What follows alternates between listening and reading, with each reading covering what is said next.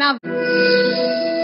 बिंदु बिंदु अमृत सिंधु तिमिर नाशिनी ज्योतिका कण कण कृष्ण समाहिता मुक्तिदायिनी द्वारिका।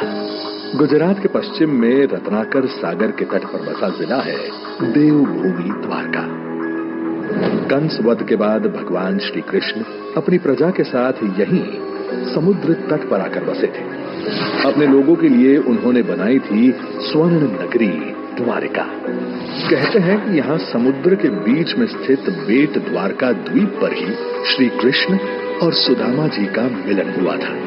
गोमती नदी के तट पर स्थित इस पवित्र भूमि पर प्राचीन एवं भव्य द्वारकाधीश मंदिर और इसके सानिध्य में कई पवित्र तीर्थ स्थल हैं। हर साल लाखों श्रद्धालु द्वारकाधीश की इस पावन भूमि के दर्शन को आते हैं। श्री कृष्ण के शासन के स्वर्ण काल का साक्षी बना द्वारका आज भारत के अमृत काल में साक्षी बनने जा रहा है आस्था और आधुनिकता के मिलन का। क्योंकि भारत के यशस्वी प्रधानमंत्री श्री नरेंद्र मोदी द्वारका की इस पवित्र धरा से गुजरात और देश के चरणों में देने जा रहे हैं 4000 करोड़ रुपए से अधिक के विकास प्रकल्पों की सौगात, जिसमें प्रमुख है रत्नाकर सागर में ओखा और बेट द्वारका को जोड़ता 980 करोड़ रुपयों की लागत से बना केबल स्टेड सुदर्शन सेतु। आकर्षक और आलिशान इंजीनियरिंग की एक अद्भुत कमाल। यहाँ आने वाले पर्यटकों को बेट द्वारका तक पहुंचने में अभी तक नावों का इस्तेमाल करना पड़ता था, लेकिन अब इस सेतु की वजह से यात्रा बेहद तेज और सुरक्षित होगी। वहीं बेट द्वारका के लोगों को भी सीधी सड़क कनेक्टिविटी मिलेगी। अत्याधुनिक तकनीक से बना ये ब्रिज 30 मीटर चौड़ा है और 2.25 किलोमीटर से अधिक लंबा। इसके 500 मीटर लंबे मध्य हिस्से को भूमि का आधार न लेते हुए सिर्फ केबल के द्वारा धारण किया गया है। इस प्रकार के कर्व लाइन पाइलॉन के उपयोग से बना भारत का ये सबसे पहला और विश्व का दूसरा ब्रिज है।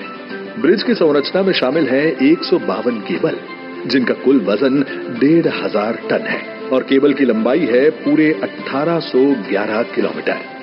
ब्रिज के दोनों ओर भगवत गीता के श्लोक और भगवान कृष्ण के प्रतीक एवं सौर पैनल और व्यूइंग गैलरी जैसे आकर्षण हैं। ये ब्रिज से पर्यटन के साथ साथ स्थानीय अर्थव्यवस्था को भी अत्यधिक बढ़ावा मिलेगा।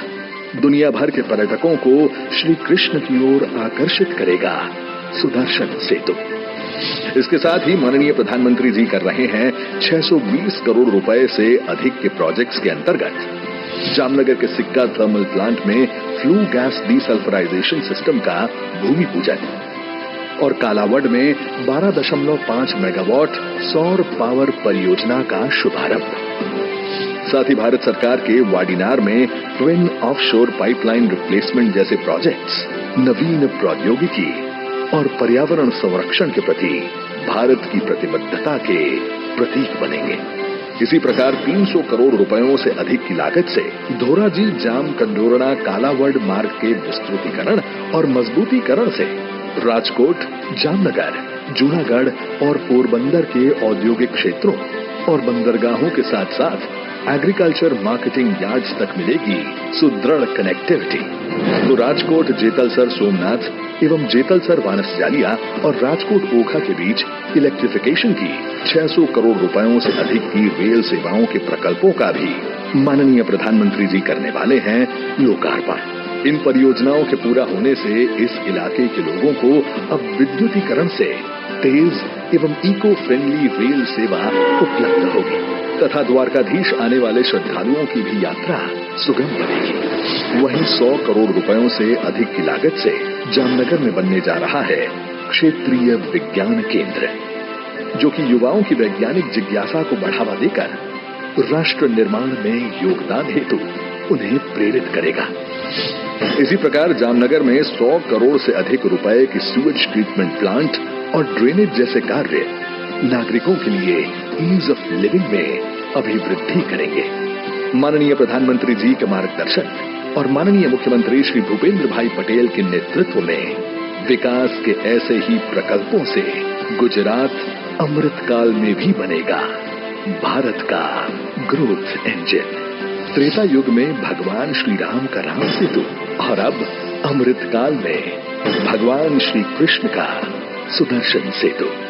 ये बनेंगे भारत की भव्यता और वैश्विक विरासत का आधार।